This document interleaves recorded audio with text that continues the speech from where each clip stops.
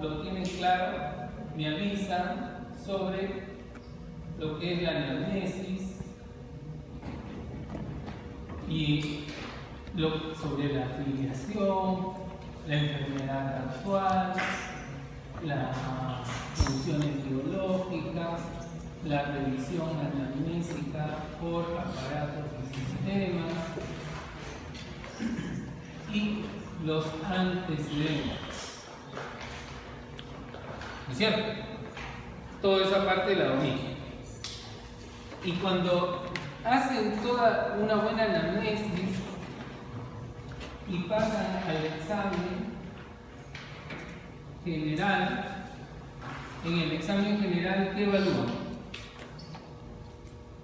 Lo primero que evalúan en el examen general, ¿cuál es?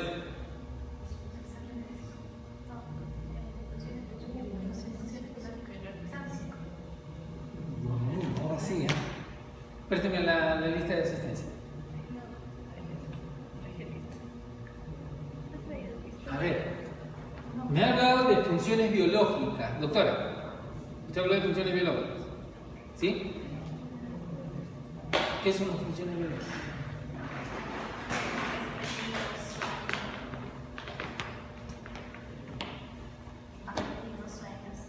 Ya, ¿y eso es examen? Ese es anamnesis, ¿cierto? Entonces, retira sus palabras. Ya. Cuando yo tengo un paciente que inicia su enfermedad, por decir el día 1, y el día 10 le hago su historia clínica y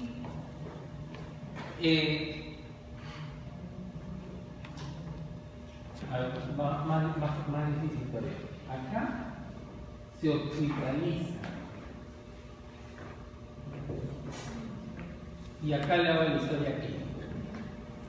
Entonces el paciente el día 1 inició su enfermedad.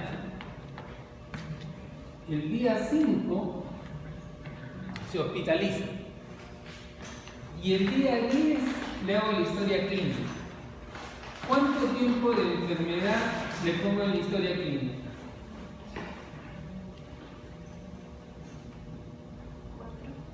5 días o 10 días.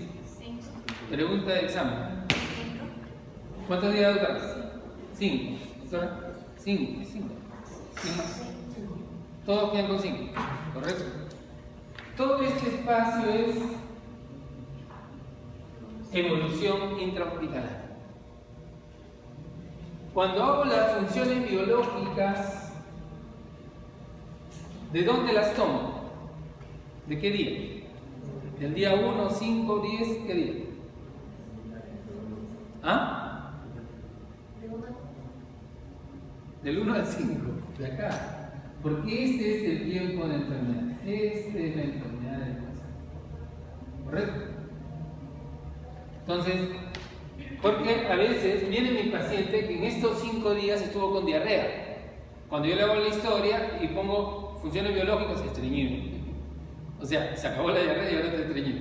Entonces, no tenemos que tener ningún error sobre las funciones biológicas que es en relación al tiempo de enfermedad. Y no tiene nada que ver con el examen físico o puede tener mucho que ver, ¿no?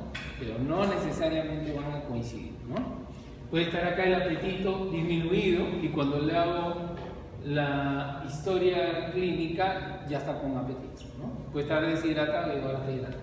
Entonces, bueno, en el examen general les preguntaba ¿cuándo, con qué comienza el examen general? Porque quedamos en ya no hablar de historia clínica porque ya dominan una historia clínica y ya han hecho un montón de historias clínicas. ¿Con qué comienza el examen general? A ver si yo pregunto de semiología general. ¿Ah? ¿Con qué? ¿Segura? Es que algunas historias... No, ¿estás segura? Tienen que estar seguros. Esa es la forma como se comienza con la endoscopía. Entonces se comienza con su endoscopía. Entonces, esa es la primera aproximación que en algunos libros Se la ponen incluso acá en la anamnesis, en la afiliación se la ponen. Claro, desde que yo estoy hablando con el paciente estoy haciendo ectoscopía. Desde que el paciente entra al consultorio yo estoy haciendo ectoscopía, veo cómo camina, si tiene una hemiplegia y el paciente entra así, este es hemipléjico, solo por la forma de caminar, ¿no? Si es un paciente que convulsiona y desde que le estoy haciendo historia comienza a hacer pequeñas convulsiones, tengo parte de la ectoscopía, ¿correcto? Entonces, es la ectoscopía. 2, ¿qué cosa evalúan? Ya se van, ¿no? Ya se van a clínica, ya nadie más le va a revisar eso. ¿Qué más? Luego de la ectoscopía, ¿qué hacen? ¿Ah? Inspección, ¿seguro? O sea, miren, que vienen a probar suerte. Y eso es grave. Porque hoy deben de estar seguros de cómo se hace una historia clínica. Y todavía no están seguros. ¿Qué hace, doctora? Aspecto general. No. Doctora. Todo jalado, ¿sí? Funciones vitales. ¿Y cuántas funciones vitales conocen? ¿Ah? A ver, una, doctora. Frecuencia respiratoria. ¿Ya? Otra. Presión arterial. Otra. Frecuencia cardíaca, frecuencia de pulso. ¿Ya? Otra. ¿Ah? Temperatura. ¿Ya? ¿Qué más? ¿Acabó? ¿Qué falta? Peso y talla. Y cuando lo divido al cuadrado tengo índice de masa corporal. ¿Correcto? Muy bien. ¿Qué sigue luego de eso? ¿Ah? El examen general, ¿no? O evaluación del estado general. Que a veces ponen bueno, regular o mal. A veces ponen AB, ¿no? Seguro que todos saben qué significa esto, ¿no? ¿Sí? ¿Saben? Aparente buen estado general, ¿no? Pero la cuestión no es aparente. Si ustedes examinaron a su paciente está en bueno, regular o mal estado general, pero no es aparente. Es aparente para el que no examina. Si a mí me preguntan cómo está ese vigilante que está por allá, y aparentemente está bien, ¿no? Pero no, el paciente que fue examinado por ustedes saben cómo está. Y si no saben, mala suerte que no lo escriban. No escriban algo que no saben. No prueben suerte. Lo que ustedes encuentran tiene que ser evidente, objetivo, y todos lo tienen que encontrar. Si está histérico, el paciente está histérico para todos. No es que para mí es ictericia y para el otro señor no es ictericia. No, la ictericia es para todos, ¿correcto? El que está grave para todos. También ponen aparentemente no grave. ¿Y cómo que aparentemente no grave? O sea, aparentemente está bien. O aparentemente no. El paciente que no está grave no está grave, pues. Para nadie. ¿Correcto? O sea, yo no puedo terminar mi historia con un paciente aparentemente no grave y se muera más tarde. ¿No? Entonces examiné mal. Les digo porque las historias tienen que tener evidencias. Y después, frente solo a la discusión clínica, los van a revoltar. Y ustedes no pueden permitir eso. O frente a un juez, los va a hacer pedazos. Le va a decir, usted puso acá que aparentemente bien y el paciente se ha muerto usted terminó su historia y se murió el paciente. ¿Cómo puede ser posible? Es que usted no hizo nada por el paciente. Comienza toda una elucubración de alguien que no sabe medicina, pero nosotros que sabíamos medicina no pusimos nada claro. Cuando haya un juicio o una demanda legal, lo que está registrado es lo único que vale. Lo que no se escribió no existe. ¿Correcto? Entonces, en el estado general, ¿qué evalúan para decir que este paciente está en un estado general bueno, regular o mal? ¿Qué evalúan? ¿Qué evalúa, doctora? Conciencia. El estado de conciencia. 2. Doctor, ¿qué más evalúa? Hidratación. El estado de hidratación. Doctora, ¿qué más? Estado de nutrición. Muy bien. ¿Qué más? La actitud, la frase, todas esas cosas en general, ¿no es cierto? Y cuando termina todo eso, dice, es bueno, regular o mal. Yo pensaba que mi paciente estaba bien, pero a la hora que pregunto por el estado de conciencia me dice que él es Napoleón. Entonces digo, caramba. Parece, sus funciones vitales están bien, todo está bien, pero ese señor está delirando. Entonces ya no está en buen estado, ¿no? Termino su estado de conciencia y todo está bien en el estado de conciencia, pero está súper deshidratado, con los ojos hundidos, a pesar de que sus funciones estaban estables, este señor está mal. Sigo evaluando todas las funciones vitales bien, la hidratación bien, el estado de conciencia bien, pero mide 1,80 m y pesa 40 kilos, este es una calavera, es un caquético. Y está, su estado general es malo, grave, ¿correcto? Entonces, cada dato de ese estado general me sirve para valorar en forma objetiva, no aparente, cuál es el estado de mi paciente, ¿no? Puedo terminar todo eso y todo está bien, pero el paciente, su actitud es que camina de mano, por decirlo, o está en opixótonos. Entonces, está un paciente en una actitud tetánica de hipocalcemia o de otra enfermedad que lleve a tetania, ¿no? Entonces, queda claro eso, ¿no? Y luego de ese estado general y evaluación de estado general, hacen el examen regional. Y el regional lo voy haciendo con cada una de las rotaciones, ¿no? El aparato digestivo, el aparato respiratorio, el aparato cardiovascular, que se lo dominan ustedes, ¿no es cierto? Bien.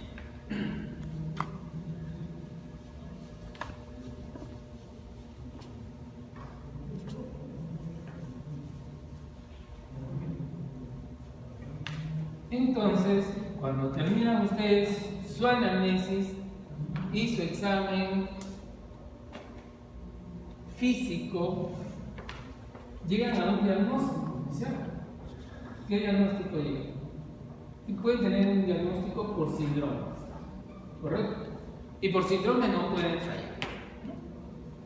Si no saben nada de semiología digestiva, el paciente puede decir que tiene un síndrome digestivo. No han dicho nada todavía. Pero si saben cómo es una diarrea, pueden tener un síndrome diarreico.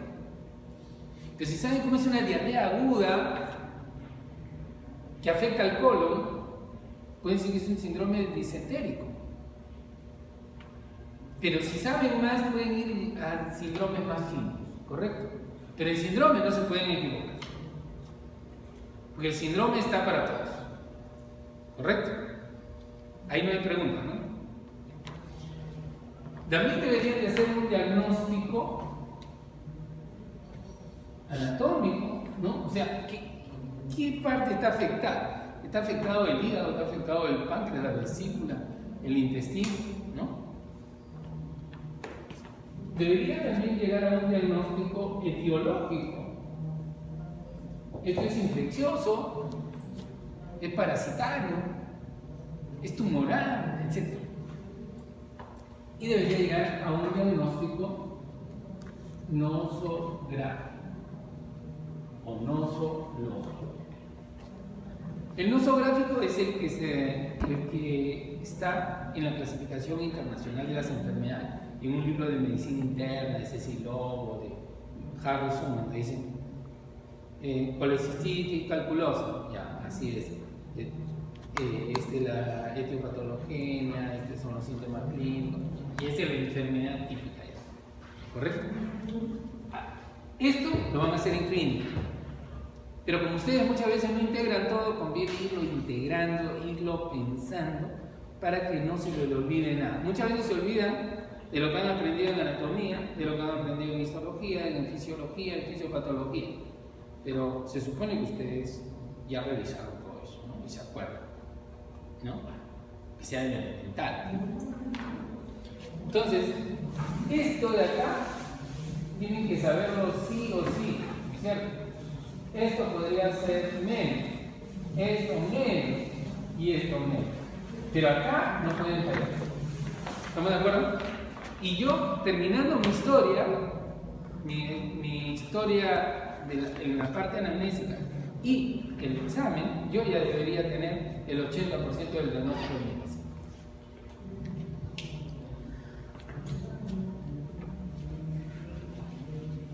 Ahora, en digestivo, específicamente, me interesa que en el examen, en la parte de digestivo, aprendan con sus profesores de práctica a hacer un buen examen de la cavidad oral, de los labios, de los carrillos, de las encías, de la lengua, de las alteraciones en la lengua, si la lengua está despapilada, si la lengua es saborral, etc. Que si hay lesiones en los carrillos, si hay lesiones en las encías, si hay lesiones en los labios, si hay lesiones en los ángulos de los labios, que son la queilosis angular, etc. Y en la parte ya de abdomen nos interesa hacer una buena inspección. En la inspección podemos hacer casi una inspección estática, digamos. Yo debería ver la forma del abdomen, ¿no? Generalmente, todos los libros le dicen examine a su paciente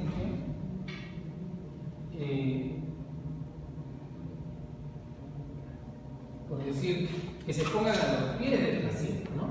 Y de ahí miro la forma del abdomen del paciente.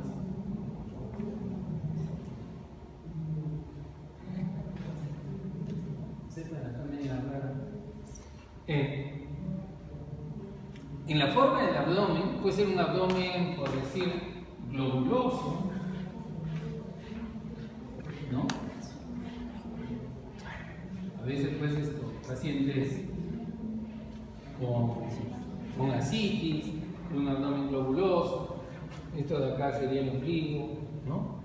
O hay formas de abdomen que le llamamos batraciano, ¿no?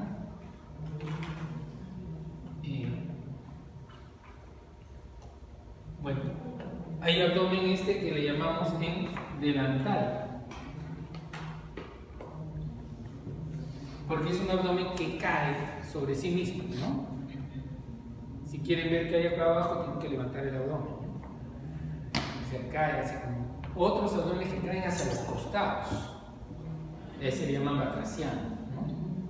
Tenemos pacientes así que están echados en la cama y el abdomen le cae hacia los costados.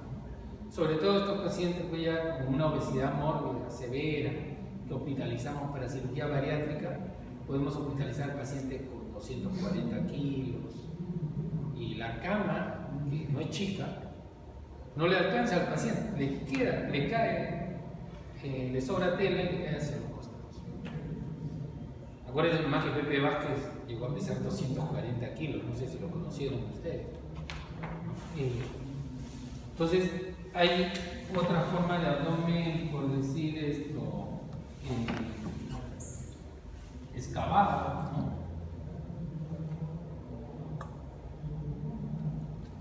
¿no? Todo lo contrario al abdomen globuloso, etc. Entonces, la forma del abdomen es importante.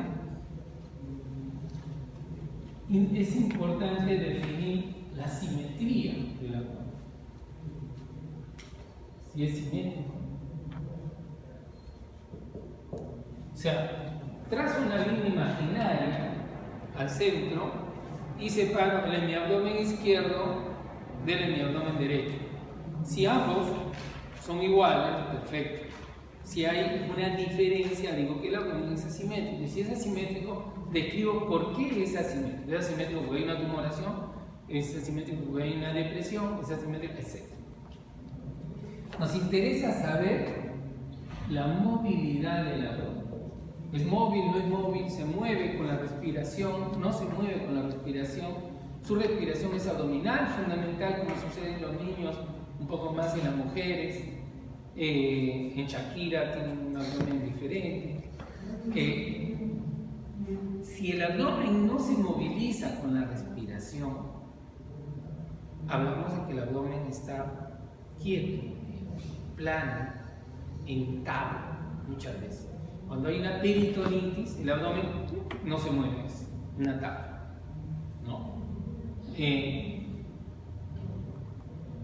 Cuando hay una insuficiencia respiratoria, el abdomen se va a mover mucho más, etc. Nos interesa ver si hay latidos en el abdomen. Ustedes que han hecho cardio, ¿recuerdan esos pacientes con insuficiencia cardíaca o con crecimiento derecho? Veían un latido acá en el epigastrio, ¿no es cierto? ¿Le enseñaron eso? Pero si no, miren su paciente. Observen y van a ver en algunos un latido epigastrio, ¿ya? En un estado hiperdinámico, en un estado hiperkinético, en una insuficiencia aórtica, en un paciente con una taquicardia, en un paciente con hipertiroidismo, etc. Entonces, latidos anormales podemos encontrar también en un aneurisma. Podemos ver movimientos peristálticos. Y generalmente cuando vemos esos movimientos peristálticos es porque hay una obstrucción parcial intestinal. Entonces el movimiento peristáltico es muy intenso, ¿no? Eso le llaman signos de lucha y aparecen movimientos intestinales que le llamamos reptación en la pared abdominal. Se ven como unos gusanos.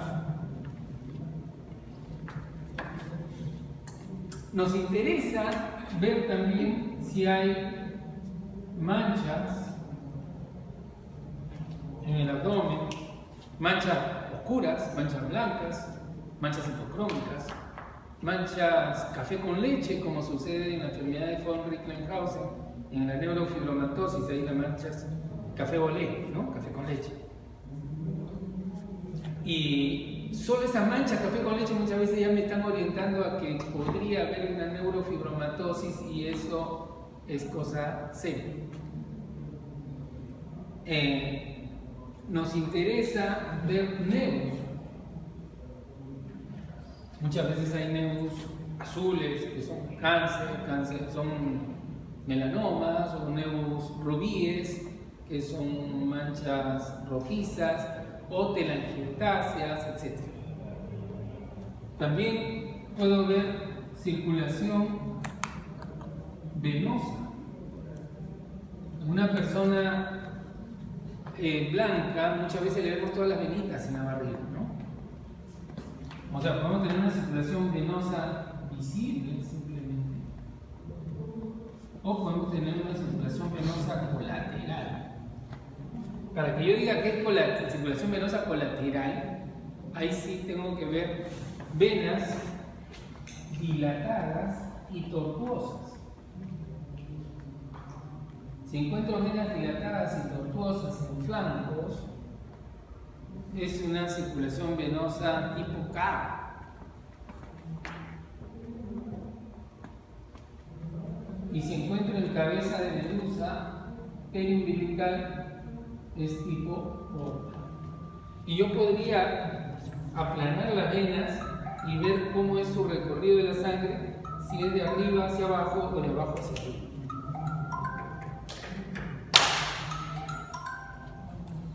¿Aló? ¿Sigo? Sí.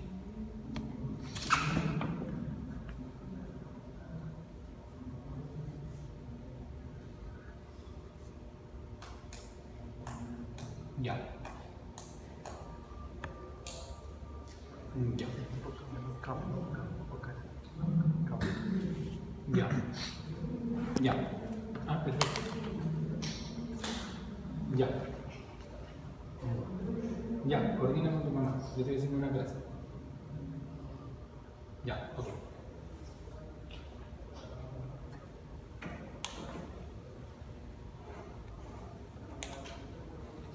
Entonces, miren todos los datos que podemos encontrar en la instrucción, ¿no?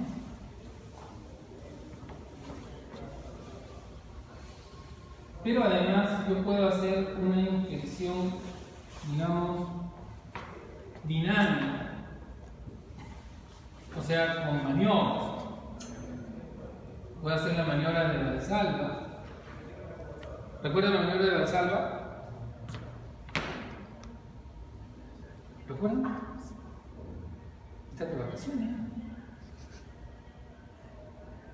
Cuando buscaban desdoblamiento del segundo ruido, ¿no le pedían una maniobra de Valsalva para ver? Bueno, es aumentar la presión intraabdominal con la glotis cerrada, ¿no? O sea, pujar, toser, estornudar. Y esa maniobra de Valsalva, cuando una persona tiene un fenómeno herniario, la hernia protruye. El saco protruye y cuando la persona está en reposo regresa otra vez. A eso se llama fenómeno herniano. No decimos hernia porque hernia es diagnóstico, ¿no? Y también podemos ver si hay diastasis de rectos. O sea, los rectos anteriores del abdomen muchas veces están un poco separados y cuando a la persona le decimos que se siente, aparece una banda al centro, ¿no? A nivel mediano. Y a eso le llamamos diastasis de rectos.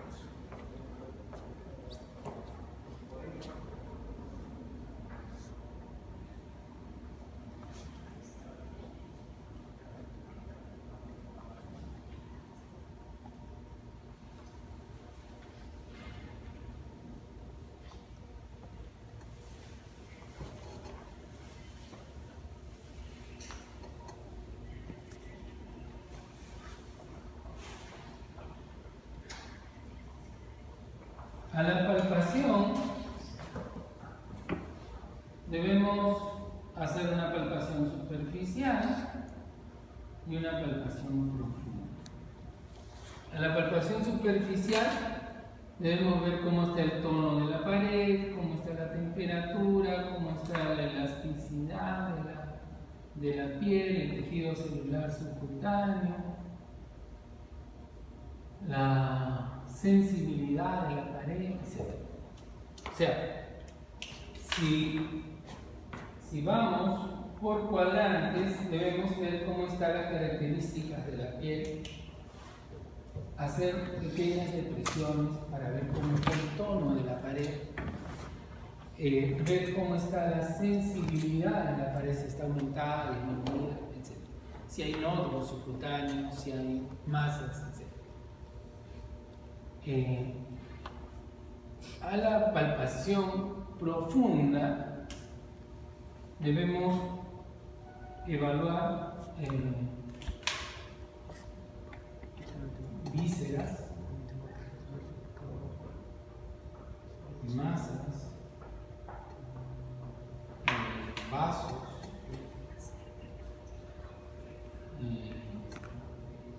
hernias, ventilaciones y puntos rojos.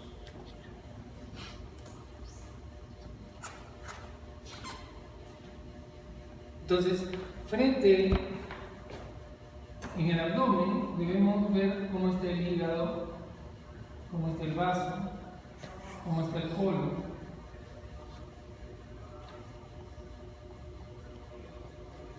El hígado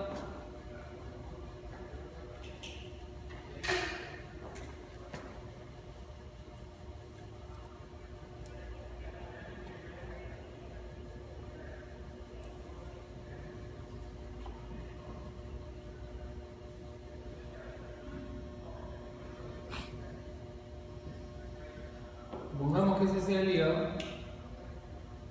debemos palpar el hígado. Generalmente les enseñamos a palpar por fuera de los rectos anteriores porque generan más dificultad para palpar.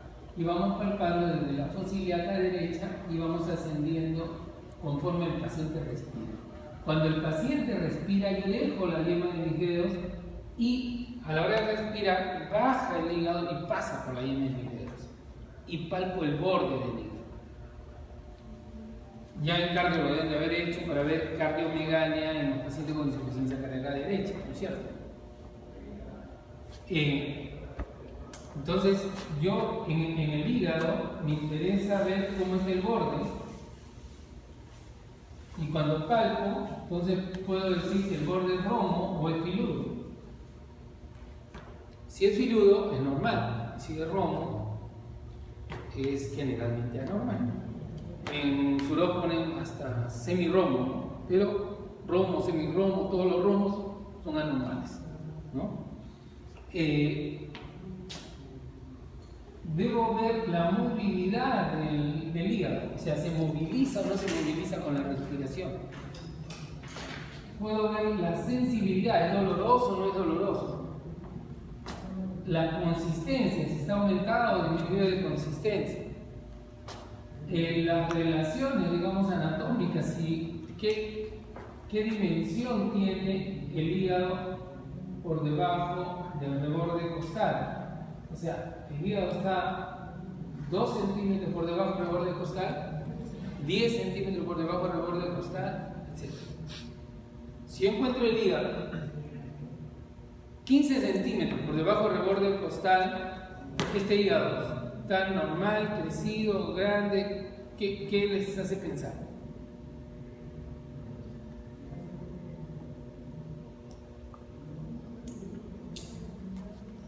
O sea, normalmente está a 1 o 2 centímetros por debajo del borde costal. Todo lo que está por debajo suele ser anormal.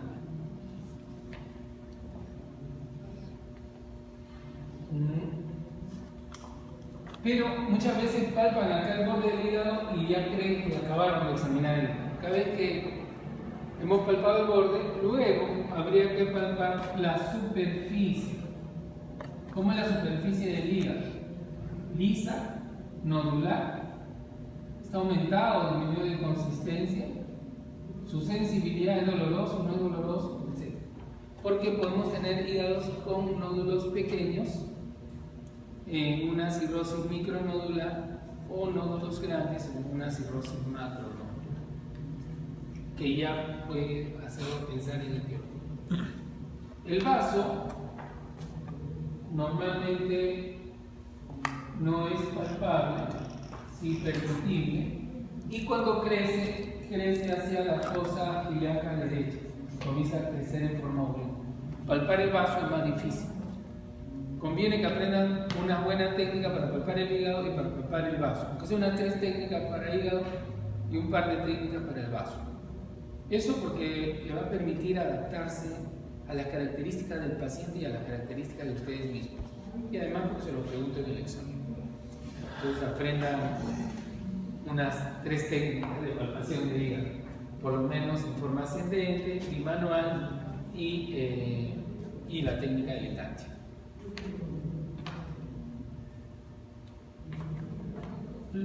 Debemos aprender a palpar la aorta. Bueno, el colon también. La aorta. Evidenciar hernias, eventraciones, revisar el anillo inguinal con sus profesores, ver puntos dolorosos.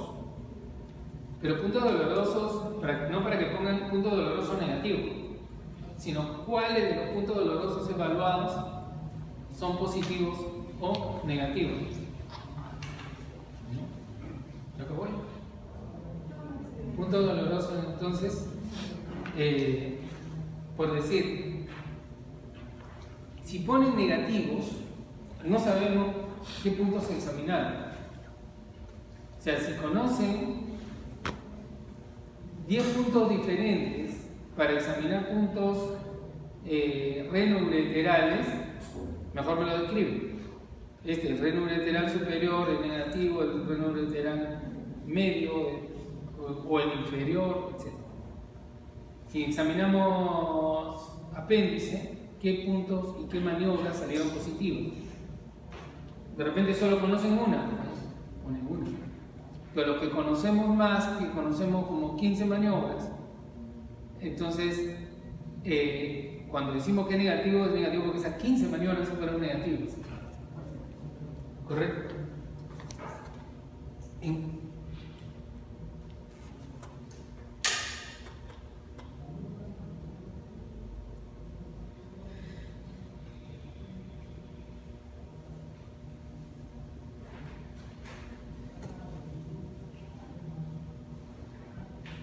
deben aprender a hacer bien la percusión.